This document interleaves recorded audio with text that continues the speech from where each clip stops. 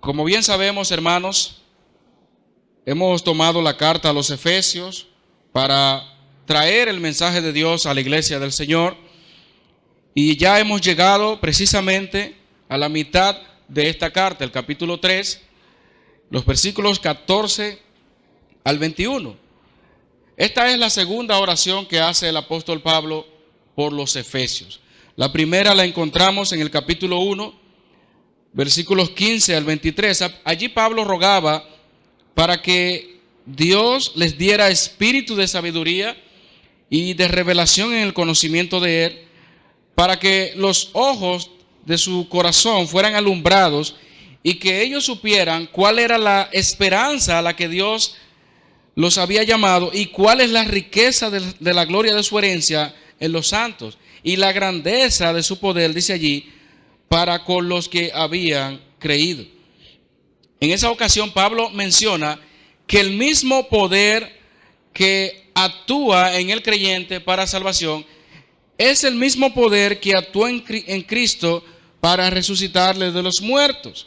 Y habló allí Pablo de que no solamente lo resucitó, sino que lo exaltó y está a la diestra de Dios. Tomando esa imagen, más adelante Pablo habla en el capítulo 2 precisamente de que también nos hizo sentar en los lugares celestiales. Nosotros vimos también que en el capítulo 2, versículo 1 y 3, era necesariamente Dios actuando soberanamente en favor nuestro, porque lo que menciona el capítulo 2, versículo 1 al 3, es una radiografía precisamente del hombre pecador. Está como muerto en delitos y pecados, siguiendo la corriente de este mundo, conforme al príncipe de la potestad del aire. Y dice allí que el espíritu que ahora opera en los hijos de desobediencia. De eso Pablo habló en el capítulo 2, pero no se quedó allí. En el capítulo 2, versículo 4, él presenta esa alternativa que no fue por voluntad del ser humano. Dice, pero Dios, que es rico en misericordia, por su gran amor con que nos amó, nos dio vida. Dice allí, os dio vida juntamente con Cristo. De manera que todo el texto, desde el capítulo 1 al capítulo 2, presenta simplemente la obra de Dios por ellos, no la obra de ellos por Dios, porque Dios es soberano en la salvación. Y eso lo hemos visto. Desde el mismo capítulo 1, él habla de que en amor, habiéndonos ¿qué? Predestinados para que fuésemos hechos hijos suyos. Y nos hizo, dice allí, aceptos en el amado. Pablo establece que antes de ellos estar en Cristo estaban muertos espiritualmente, obviamente, como dice el apóstol Juan, primera de Juan 5:12. El que tiene al Hijo tiene la vida, el que no tiene al Hijo no tiene la vida. Claro está. Por esa razón, Dios, que es rico en misericordia, tuvo que dar vida. Y allí Pablo presenta esto como un regalo inmerecido. Por eso él habla de la gracia. Por gracia sois salvos por medio de la fe. Versículo clave. Y esto no de vosotros, pues es que don de Dios, para que nadie se gloríe, sino para que demos la gloria a aquel que es dador de la salvación. Y qué interesante, porque ya luego en el capítulo 2, los versículos 11 al 22, Pablo presenta cómo Dios, a través de Cristo, establece esa iglesia sin paredes, derribando la pared intermedia de separación y uniendo en un solo cuerpo a judíos y gentiles, por medio de la sangre de Cristo, hermanos. De manera que delante de Dios ya no hay judío, ya no hay gentil, ya no hay varón, ya no hay mujer, ya no hay nada de eso. Ya no somos extranjeros ni advenedizos, sino que, como dice Pablo, finalizando el capítulo 2, todos somos miembros de la familia de Dios. Somos conciudadanos de los santos.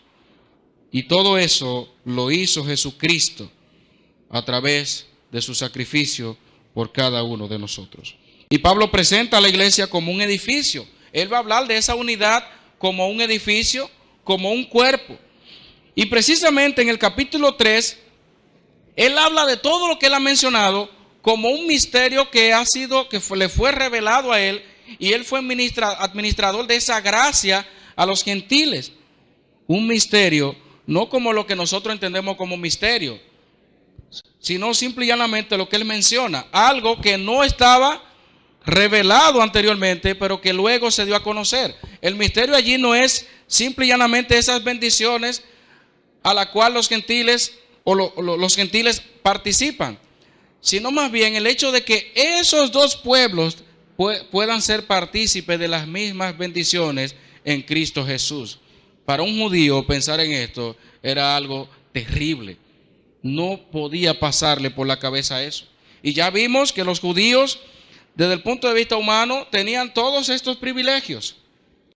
Pero Pablo baja ese orgullo y dice: todos somos familia de Dios. Todos somos miembros del cuerpo de Cristo. Y ya no existe uno ni existe el otro, porque se derribó esa pared. Ni el mismo judío lo pudo hacer, ni el mismo gentil. Solo lo pudo hacer nuestro Señor Jesucristo. Y Pablo, en el capítulo 3, versículo 1, hablando de todo esto, dice: por esta causa, yo, Pablo, prisionero de Cristo Jesús, por vosotros los gentiles. Él hace un paréntesis aquí. Porque si ustedes se fijan en el versículo 14, él vuelve y dice: por esta causa. En pocas palabras, la idea que él empezó, ese largo paréntesis que se menciona en los versículos 2 al 13, él lo vuelve a retomar en el versículo 14. Él quiere que los hermanos entiendan que es algo que lo que él está comunicando es algo que por la gracia de Dios él lo está comunicando. Porque ni él mismo sabía eso como judío, pero Dios le reveló ese misterio, y Pablo, por esa pasión, predicaba a los gentiles sabiendo que todos somos iguales delante del Señor. Como en una ocasión dijo el apóstol Pedro: es que a ellos se les derramó el Espíritu Santo igual que a nosotros. Lo mismo que pasó en nosotros, pasó en ellos. De manera que todos somos uno en Cristo, somos iguales en el cuerpo. Qué interesante que el apóstol Pablo, en el capítulo 1, expresando la soberanía de Dios en ese plan desde antes de la fundación del mundo para unirnos, él eleva una oración por ellos, y vimos que era para que Dios le diera espíritu de sabiduría y de revelación en el conocimiento de él. Pero ahora, concluyendo esta parte, porque es bien conocido que Efesios se divide en dos. Los primeros 3 capítulos hablan de la teología, todo lo que Dios hizo para unir a estos dos pueblos. Pero luego, en los versículos 4 al 6, habla de la vida práctica a raíz de todo lo que se ha hecho. Pues él, concluyendo ahora precisamente el capítulo 3, esta primera parte, concluye con una oración. Una vez más, Pablo pone la oración como un elemento importante en sus cartas. Rara vez usted ve a Pablo orando 2 veces por una misma iglesia o por un mismo destinatario.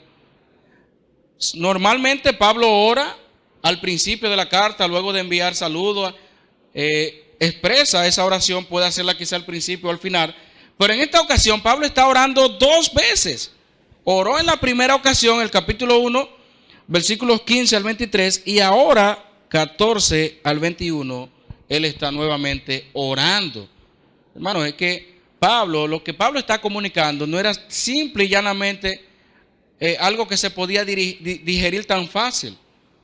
Pablo está rogando a Dios para que ellos puedan entender esto, porque créame que es algo profundo lo que Pablo está diciendo. Por eso decía en una ocasión el apóstol Pedro que hay algunas epístolas del apóstol Pablo que eran ¿qué? Difíciles de entender. Y estas cosas han de entenderse por el Espíritu Santo en nosotros, hermano. El hombre natural no va a entender esto. Usted le habla de esto, no es nada. Aún nosotros leyéndolo nos asombramos de la grandeza de Dios. Y Pablo está rogando para que ellos puedan entender esto. Y dice allí el versículo 14: por esta causa, por estas bendiciones, por esta reconciliación que Dios ha hecho, entre dos pueblos, entre Dios mismo con su pueblo. Por esta causa doblo mis rodillas. Hermanos, ¿qué le hace pensar a usted el hecho de que nosotros como gentiles hemos sido participantes de la gracia de Dios? Imagínense que todavía esa pared que menciona el capítulo 2 estuviera vigente. Imagínense que ya nosotros no fuéramos parte del cuerpo de Cristo, que nosotros no fuéramos parte de ese edificio que menciona la Biblia. Simple y llanamente viviéramos como los tiempos de antes. Los gentiles no podían acercarse, había una pared divisoria. El que violaba esa pared sabe lo que le esperaba: la muerte y tantas cosas. Y los judíos gozándose. Y al punto de que se gloriaban tanto en la carne, que si ustedes se fijan, tantos versículos que dedica el apóstol Pablo a decir que, como dice ahí, la circuncisión hecha con mano. Nosotros somos la verdadera circuncisión. Pablo está hablándole, reprendiendo duramente esas cosas que todavía existían en el momento que él escribe.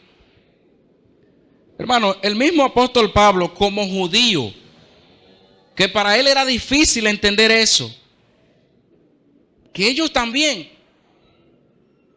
Usted sabe lo que produce cuando el ser humano se da cuenta de que otro tiene los mismos privilegios que él. Pero eso no era para nosotros solamente. Pero eso no era para mi casa. Pero eso no era para mi familia. Pero eso no era para mi pueblo. Pero eso no era para mi nación. También ellos. Pues Pablo, cuando entendió esta realidad, él dice: por esta causa doblo mis rodillas ante el Padre de nuestro Señor Jesucristo. Hermanos, es grandioso. Le pregunto yo a usted: ¿usted se ha humillado ante el Señor por lo que Cristo ha hecho en su vida? ¿Usted alguna vez le ha dado gracias al Señor por todas las bendiciones que tenemos hoy en día? Pablo dice allí: dobla sus rodillas. Ustedes saben que los judíos amaban orar de pie en las sinagogas, los brazos extendidos, las palmas de las manos hacia arriba, y era de costumbre. Habían intenciones que Jesucristo tuvo que reprender, la hipocresía de los fariseos, pero era una costumbre a los judíos orar de esa manera. También en algunas ocasiones se arrodillaban, pero era muy usual el hacerlo de pie. Pero Pablo estaba tan profundamente asombrado de esta gracia de Dios, y que él mismo como apóstol era el enviado de Dios a esas personas. Dice: óyeme, es que yo tengo que doblar mis rodillas ante el Padre, porque es que esto es algo maravilloso, esto es algo grandioso. Y yo creo que eso debe también a nosotros, hermanos, llamarnos la atención, el hecho de que lo que Dios ha hecho para que nosotros pudiéramos entrar en esta gracia, debe de nosotros provocar ese deseo, esa intención de salir a buscar a esas personas por las cuales Cristo murió también. Por eso hablamos de los jueves.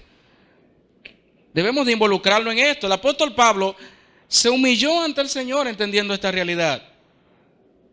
¿Qué hace usted a sabiendas de lo que Cristo ha hecho por usted? Pablo no se quedó con eso. Dijo: bueno, ya nosotros somos merecedores. No. Recuérdense lo que dijimos hace un tiempo.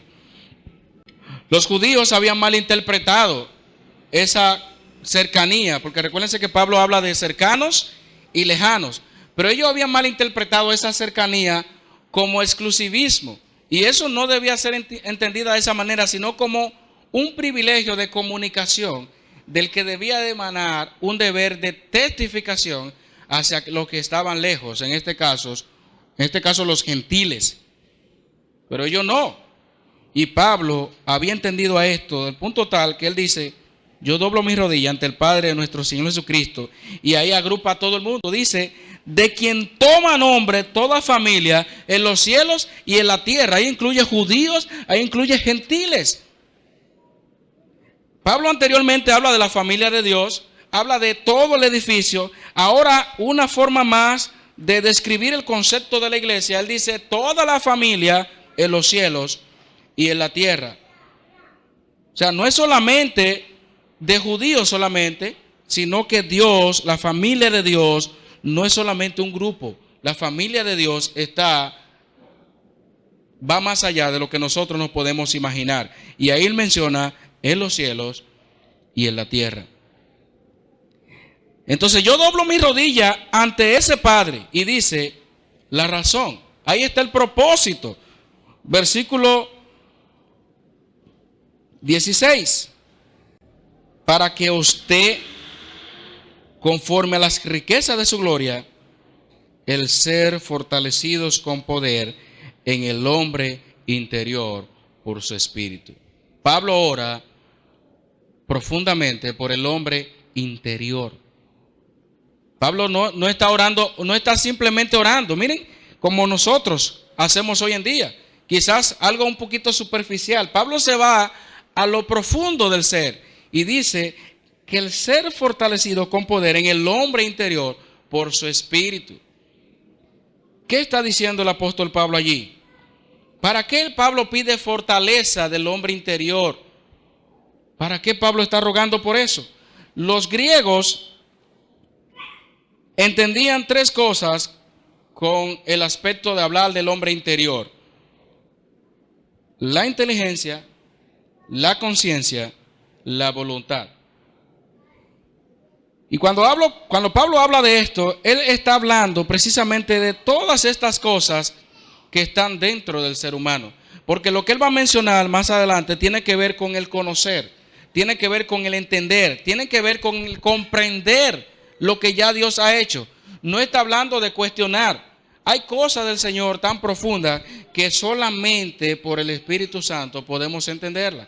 Y Pablo dice, pide fortaleza de ese hombre interior, y dice allí claramente, por su espíritu.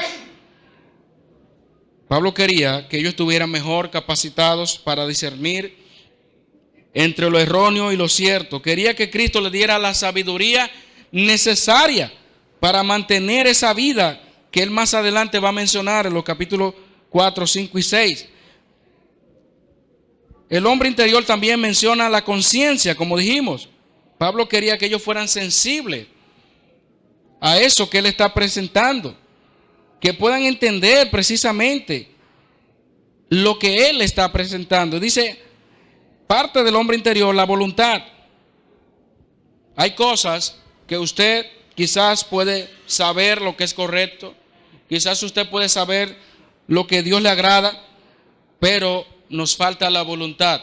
Y cuando Pablo habla del hombre interior, está englobando todos los aspectos de la personalidad del ser humano, lo más profundo de su ser. No es solamente la inteligencia y la conciencia, sino también esa voluntad para ese conocimiento llevarlo a la ¿qué? A la práctica. Cuando Pablo habla del hombre interior, no está hablando solo por hablar, está hablando con profundidad para que Dios pueda fortalecer eso y que esto que él está presentando pueda llevarse a la práctica, pueda llevarse a la gloria del Señor. Miren lo que dice el versículo 7. Para que habite ¿quién? Cristo por la fe en vuestros corazones, a fin de que arraigados y cimentados en amor.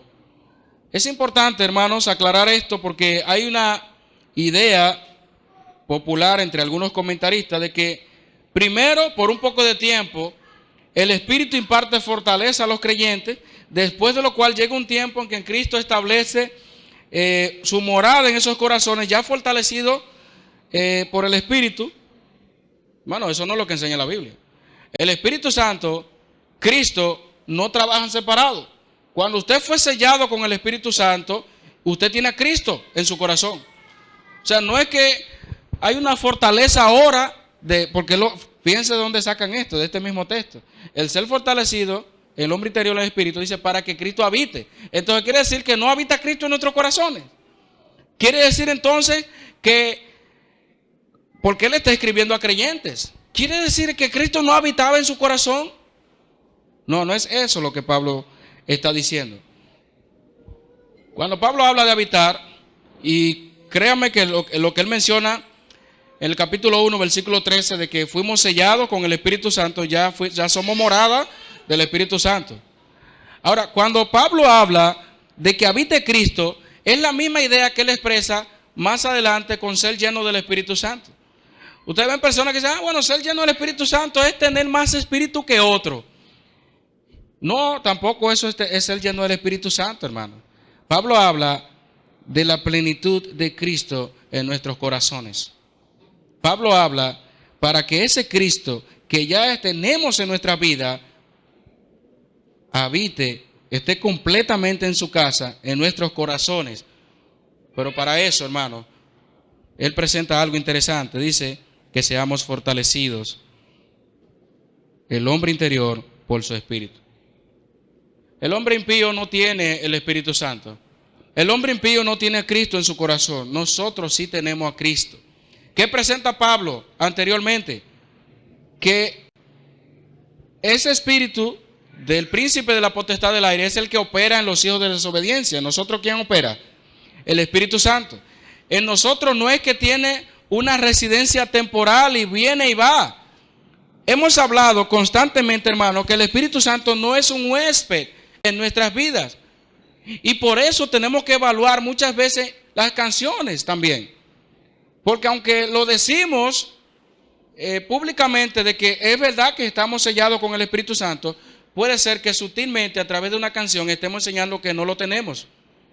¿Cuántas veces usted ha escuchado canciones que dicen, ven Espíritu de Dios? ¿Pero cómo le estamos llamando si ya está en nosotros? ¿Cómo es que Dios va a derramar otra vez el Espíritu Santo si fuimos sellados? Simplemente, hermano, lo que debemos rogarle al Señor, que seamos llenos del Espíritu Santo cada día. Que Cristo cada día habite en esos corazones, que seamos fortalecidos. Eso es lo que Pablo está diciendo. ¿A fin de qué? Arraigados y cimentados en amor. Pablo está simple y llanamente combinando metáforas para reforzar el significado de su mensaje. Cuando él habla de arraigados es la imagen de un árbol. Cuando él habla de cimentados es la imagen de un edificio. Y está apuntando directamente a la profundidad de ambas cosas. Las raíces de los árboles y la zapata que se echa para el edificio. Arraigados y cimentados. ¿En qué? En amor. A mí me llama la atención las oraciones del apóstol Pablo. Cuando uno compara la forma en que uno ora al Señor y la forma en que el apóstol Pablo presenta, las oraciones no están de más en el libro, hermano. Estas oraciones son profundamente teológicas que nos ayudan a nosotros a comprender que las oraciones que le hacemos al Señor no es para salir de paso. Usted tiene que orar al Señor con entendimiento y que el Señor le dé sabiduría también para orar. No es que oremos mecánicamente y que, como una vez que estaba en un colegio católico y a mí me tocaba la oración, yo recuerdo, y yo le escribí la oración. ¿Y sabe qué yo hice en ese momento? Yo agarré un libro de eso, porque nos enseñaban el catecismo y muchísimas cosas. Yo agarré un libro de eso, en 100 palabras raras que yo veía, le escribí ahí. Y le escribí ahí. Y entonces, cuando estaba orando, ni yo mismo entendía lo que estaba orando. Pero se oía bonito, porque estaba ahí en el libro. Pablo no está orando allí porque lo tenía en un libro. Pablo está orando dirigido por el Espíritu Santo. Y esa oración nos hace a nosotros sentarnos y decir, oye, pero si nosotros queremos imitar al apóstol Pablo orando al Señor, Pablo no oraba así, no eran simples oraciones, eran oraciones que iban a lo más profundo. ¿Y por qué Pablo está orando así? Como vuelvo y le digo, hermanos, lo que Pablo está diciendo no es tan simple de digerir. Y él ruega al Señor, él dobla sus rodillas, como muchas veces pasa con los líderes, con hermanos que enseñan. A veces hay cosas que usted sabe de las Escrituras, que usted le ha enseñado, pero usted ve personas que no entienden eso. Y usted le pone el mejor ejemplo del mundo según usted. Y usted le explica, le busca el griego, el arameo. Hermano, hay cosas que no se entienden por más arameo y griego que busque. Eso es el Señor que da la sabiduría, hermano. Esa es la realidad. Y Pablo ruega al Padre de quien toma nombre a toda familia en los cielos y la tierra, para que conforme a su riqueza pueda fortalecer ese hombre interior por su espíritu, para que habite Cristo por la fe en vuestros corazones. Cada una de esas cosas que él ha mencionado es para que esa fe por Cristo, ese amor esté cada vez más arraigado, esté cimentado. Y miren lo que dice el versículo 18. Pablo da un cuadrangular. Presenta el amor de Dios en 4 dimensiones. Dice, para que Cristo habite por la fe en vuestros corazones, a fin de que arraigados y cimentados en amor, dice allí, seáis plenamente capaces de comprender con todos los santos, con toda la familia de Dios, cuál sea la anchura, la longitud, la profundidad y la altura. Pablo está dando una medida específica ahí. Pablo menciona anchura, lo ancho, lo largo, lo profundo, lo alto. ¿Ustedes han escuchado o han cantado ese famoso corito a los niños? Tan alto que no puedo ir arriba, tan ancho, tan bajo que. O sea, me imagino que este corito está inspirado en este texto. Porque aquí está hablando de la anchura, la longitud, la profundidad y la altura del amor de Dios. Y lo bueno de esto, qué bueno que Pablo no dice qué tanto de profundo es, qué tanto de ancho es, qué tanto de alto es. Él simplemente lo deja así como un espacio en blanco y dice, para que seáis plenamente capaces de comprender con todos los santos cuál sea la anchura, la longitud, la profundidad y la altura. O sea, en pocas palabras, lo que no tiene medida. Algo que no se puede medir está presentando aquí. Tú te vas a... busca la anchura, no la vas a encontrar. El texto no te dice qué tan ancho es. El texto no te dice qué tan alto es. Y por eso entonces, como él habla de que no hay límites en el amor de Dios, dice el versículo 19 para complementar esto, y de conocer el amor de Cristo que excede a todo conocimiento. Hermano, yo no sé si a usted le asombra entender este versículo. Pablo está pidiendo conocer lo incomprensible, conocer el amor de Cristo que excede a todo conocimiento. ¿Ha pensado en esto, hermano? Pablo está pidiendo que ellos conozcan, puedan ser plenamente capaces de conocer algo que excede a todo conocimiento. ¿Y cómo es posible eso? ¿A quién él está pidiendo? A aquel que es capaz de hacerlo. Él está pidiendo algo tan profundo que él lo menciona como algo que excede a todo conocimiento. Hermano, es la realidad. El amor de nuestro Señor excede a todo conocimiento. Muchas veces nosotros simplificamos el amor de Dios, pero si cada día meditamos en la obra de Cristo por nosotros, quedamos asombrados como el apóstol Pablo. Y la capacidad de asombro está siempre ahí en nuestras vidas, en nuestros corazones. Hermanos, no perdamos la capacidad de asombro por lo que el Señor ha hecho en nuestras vidas. Pablo ora para que sean capaces de comprender, de conocer el amor de Cristo que excede a todo conocimiento. Y una vez nosotros conocemos este amor, una vez nosotros experimentamos lo que Dios ha hecho en nuestras vidas, lo que Dios hizo, y dice allí, para que seáis llenos de toda la plenitud de Dios. Pablo está hablando de una iglesia gloriosa, hermanos, de una iglesia plena en el Señor. Así como hablamos del conocimiento pleno, del pleno conocimiento, capítulo 1, 15 al 23, aquí Pablo habla de que ese amor de Cristo nos permita, nos haga estar llenos de toda la plenitud de Dios. Contemplar el amor de Dios, contemplar la gloria del amor de Cristo, nos hace a nosotros estar plenos en el Señor. Nos hace a nosotros amar más al Señor. Nos hace a nosotros amar al prójimo. Nos hace a nosotros amar aún a nuestros enemigos. Porque eso hizo el Señor por nosotros. Mas Dios muestra su amor para con nosotros en que siendo aún pecadores, Cristo murió por nosotros. Eso es un amor que excede a todo conocimiento. Muchas veces se compara el amor de Cristo con el amor de una madre. Y obviamente es el amor que más cercano pudiéramos mencionar. Pero recuérdense que el amor de Cristo excede a todo conocimiento. Aunque lo comparemos, nunca pensemos que es igual, nunca pensemos que es lo mismo. El amor de Dios excede a todo conocimiento, hermano. El pueblo judío acostumbraba a terminar sus oraciones con una bendición a Dios. A veces las bendiciones se cerraban diciendo, desde siempre y para siempre, eternamente y para siempre, por los siglos de los siglos. Aquí encontramos una doxología en el versículo 20 para concluir este mensaje.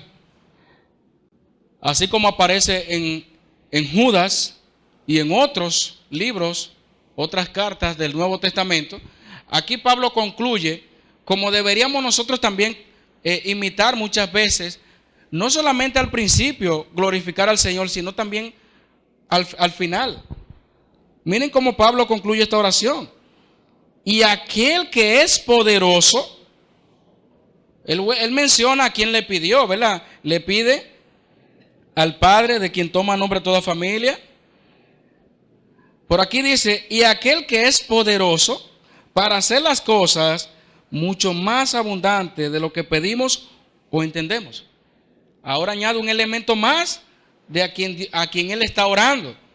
En pocas palabras, en esto que Pablo está diciendo, de que hace las cosas mucho más abundantes de lo que pedimos o entendemos, es como decir que la más elevada aspiración no está más allá del poder de Dios o del poder de Dios para hacer las cosas. Pablo está diciendo que ese pedido que él está haciendo no es algo que Dios no puede hacer, porque es necesario que el que se acerca a él crea que le hay. Pablo no está dudando en que Dios pueda hacer eso. No, bueno, Señor, mira a ver si tú puedes ayudarle a ellos que entienda lo que yo le estoy escribiendo. Él sabe la profundidad. Algunas veces Pablo hablaba de una manera simple, que se podía entender fácil, pero en otras ocasiones Pablo habla de profundidades. Y Pablo, por esa razón, en este caso específico, está orando. Usted no lo ve a Pablo orando más adelante por la vida práctica, porque lo práctico es práctico. El que hurtaba, no hurte más. Ninguna palabra corrompida salga de vuestra boca. O sea, Pablo no va a decir, yo oro para que ellos entiendan que la palabra corrompida. Pablo está orando aquí porque es algo que amerita oración. Amerita la intervención del Señor para que puedan entenderlo. Porque se puede tergiversar esto. No en vano Pedro decía, algunas epístolas son difíciles de entender.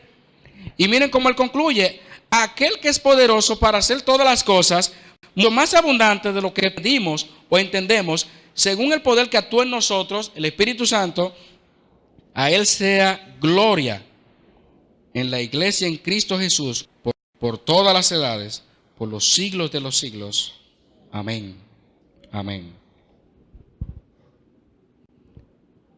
Hermanos, a lo único que nos lleva a nosotros, al igual que el apóstol Pablo, luego de haber completado esta primera parte de la carta a los Efesios y ver la grandeza de Dios, como un plan eterno es logrado a través de la sangre de Cristo y ya no hay división, y cómo tenemos participación en las bendiciones eternas y cómo podemos ser un solo en Cristo. Pablo ora para que ellos puedan entender eso, para que puedan ver realmente que todo lo que el Señor hizo fue basado en su amor. Y ese amor que ellos no podían entender es un amor que excede a todo conocimiento. Y ese amor es tan ancho, es tan alto, es tan profundo que no lo podemos medir. Y Pablo ora para que puedan entender esto. Y dice simple y llanamente para concluir que Dios es poderoso para hacer esto. Aún mucho más allá de lo que nosotros pedimos o entendemos. A Él sea la gloria, hermano. Hermano, que el Señor nos ayude en esta mañana a poder entender estas cosas que el Señor ha hecho. Conocer el amor que excede a todo conocimiento. Y que esto nos impulse a nosotros, hermanos, a salir a buscar a los perdidos. Que nos impulse a nosotros a amar a aquellos por los cuales Cristo también murió, al igual que nosotros.